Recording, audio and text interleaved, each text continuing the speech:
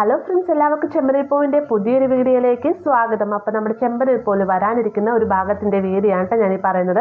അപ്പോൾ ഇന്നത്തെ പ്രമോയിൽ നമ്മൾ കണ്ടൊരു ഭാഗമാണ് ചന്ദ്ര കുറച്ച് ജ്യൂസും കാര്യങ്ങളൊക്കെ എടുത്ത് കുടിക്കുന്നല്ലേ. അതിന് പിന്നീട് നമ്മുടെ ചന്ദ്രയ്ക്കായിട്ട് 8ന്റെ പണിയും കിട്ടുന്നുണ്ട് കേട്ടോ. അതിൻ്റെ ഡീറ്റെയിൽ ആയിട്ടുള്ളൊരു വീഡിയോ ആണ് ഞാൻ ചെയ്യുന്നത്. അങ്ങനെ നമ്മുടെ സച്ചി മദ്യപിച്ചിട്ടില്ല എങ്കിലും ആരുടെ ഒരു ചതി മൂലം നമ്മുടെ സച്ചിയുടെ വൈറലായിട്ടൊരു വീഡിയോ ഇറങ്ങുന്നുണ്ടല്ലേ.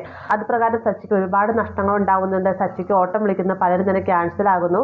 മാത്രമല്ല വീട്ടിലേക്ക് ചെന്നതിന് ശേഷം ദേവതയും രവിയും എല്ലാം തന്നെ വളരെ മോശമായ രീതിയിൽ തന്നെ പെരുമാറാൻ ചെയ്യുന്നുണ്ട് കേട്ടോ. കാർ സ്റ്റാൻഡിലേക്ക് ചെന്നതിന് ശേഷം മഹേഷിനോടും കാർത്തിക്കിനോടൊക്കെ ആയിട്ട് പറയുന്നുണ്ട്, ആരൊക്കെ എന്നെ മനസ്സിലാക്കിയില്ലെങ്കിൽ എനിക്ക് ഇത്ര സങ്കടം ഉണ്ടായിരുന്നില്ല. പക്ഷേ എൻ്റെ അച്ഛൻ ആദ്യമായിട്ട് എന്നെ തല്ലാൻ കൈയോങ്ങി. മാത്രമല്ല രേവതിയും എന്നെ മനസ്സിലാക്കുന്നില്ല, ഞാൻ എന്താ ചെയ്യേണ്ടതെന്നൊക്കെ ചോദിക്കുന്ന സമയത്ത് മഹേഷ് പറയുന്നുണ്ട്, അതേ രീതിയിലൊരു വീഡിയോ അല്ലേ നിന്റെ ഇറങ്ങിയത്, നീ മദ്യപിച്ചില്ല എന്ന് ആ ഒരു വീഡിയോ കണ്ടു കഴിഞ്ഞാൽ ആരും തന്നെ വിശ്വസിക്കുകയില്ല. ആ ഒരു വീഡിയോ ചെയ്തവൻ എന്ത് ഉദ്ദേശം കൊണ്ട് ഇട്ടതാണെന്ന് അറിയില്ല എങ്കിലും അവൻ ഉദ്ദേശിച്ച രീതിയിൽ തന്നെ കാര്യങ്ങൾ നടന്നു.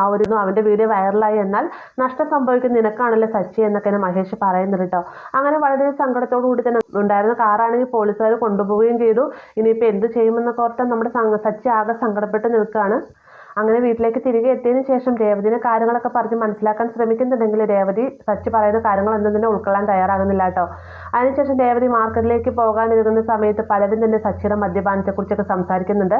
അങ്ങനെ രേവതി ഭയങ്കര സങ്കടത്തോടുകൂടി തന്നെയാണ് പൂ മേടിക്കാനായിട്ട് ചെല്ലുന്നത്. പൂ മേടിക്കാൻ ചെല്ലുന്നിടത്ത് ചേച്ചി രേവതിയായിട്ട് പറയുന്നുണ്ട്, എൻ്റെ ഹസ്ബൻഡ് ഇതുപോലെ ഭയങ്കരമായിട്ട് മദ്യപിക്കുമായിരുന്നു. ഞാൻ അദ്ദേഹത്തിന് ഒരു മരുന്ന് കൊടുത്തതിന് ശേഷം അദ്ദേഹം മദ്യത്തിൻ്റെ മണം അടിക്കുമ്പോൾ എല്ലാം തന്നെ ഛർദ്ദിക്കുമായിരുന്നു. അതുകൊണ്ട് ഇപ്പോൾ പൂർണ്ണമായിട്ടും അദ്ദേഹം മദ്യപാനം നിർത്തി.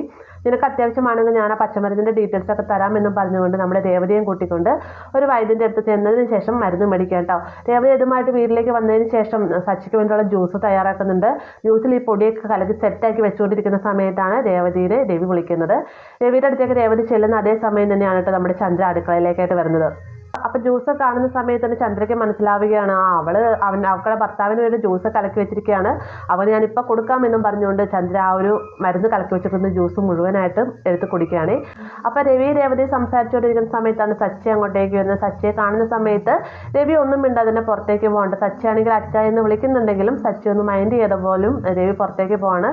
ഈ ഒരു രവിയുടെ മാറ്റമെല്ലാം തന്നെ സച്ചിയെ വല്ലാതെ തന്നെ വേദനിപ്പിക്കുന്നുണ്ട്. ആ ഒരു സമയത്ത് രേവതി പറയുന്നുണ്ട്, നിങ്ങൾക്ക് വേണ്ടിയിട്ട് ഞാനിവിടെ ജ്യൂസ് തയ്യാറാക്കി വെച്ചിട്ടുണ്ട് എന്ന് പറയുന്ന സമയത്ത് എനിക്ക് എന്തായാലും ജ്യൂസ് വേണ്ട എന്ന് പറയുന്നുണ്ട്. പെട്ടെന്ന് തന്നെ രേവതിക്ക് ഒരു തന്ത്രം തോന്നുകയാണ്, എങ്ങനെയല്ലേ ഈ ഒരു ജ്യൂസ് സച്ചിനെ കൊണ്ട് കുടിപ്പിക്കണമല്ലോ. അതുകൊണ്ട് തന്നെ രേവതി പറയുന്നുണ്ട്, അച്ഛൻ നിങ്ങൾക്ക് വേണ്ടി കുറച്ച് ഫ്രൂട്ട്സ് മേടിച്ചിട്ട് വന്നാണ്, അതാണ് ഞാൻ ജ്യൂസ് അടിച്ച് വെച്ചേക്കുന്നതെന്നൊക്കെ പറയുന്നത് കേൾക്കുമ്പോഴത്തേക്കും സച്ചി പറയുന്നുണ്ട്, എനിക്കറിയാമായിരുന്നു അല്ലല്ലോ എൻ്റെ അച്ഛനോട് പിണങ്ങിയിരിക്കാൻ സാധിക്കില്ല എന്ന്, എന്തായാലും ഞാൻ ജ്യൂസ് എടുത്തു ഞാൻ ഇവിടെ തന്നെ നിൽക്കാമെന്നും പറഞ്ഞുകൊണ്ട് സച്ചി അങ്ങനെ നിൽക്കാണ്ട്. അങ്ങനെ സച്ചിക്ക് വേണ്ടി ജ്യൂസ് എടുക്കാനായിട്ട് രേവതി അടുക്കളയിലേക്ക് ചെല്ലുന്ന സമയത്താണ് നമ്മുടെ ചന്ദ്ര ജ്യൂസ് കുടിക്കുന്ന ആ ഒരു കാഴ്ച കാണുന്നത്.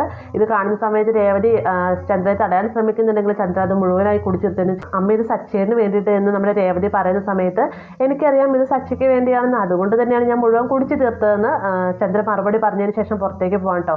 ഉടനെ തന്നെ രേവതി ഇതിപ്പോൾ മദ്യപാനികൾക്ക് കൊടുക്കണ മരുന്നാണ്, അത് വേറെ ആരെയും കുടിച്ചു കഴിഞ്ഞാൽ എന്തെങ്കിലും പ്രശ്നം ഉണ്ടാകുമോ എന്നറിയാനായിട്ട് പുറത്തേക്ക് വണ്ടിയുമായിട്ട് പോവുകയാണ്. രേവതി ചേച്ചിയുടെ അടുത്ത് ചെന്നതിന് ശേഷം ഇങ്ങനെ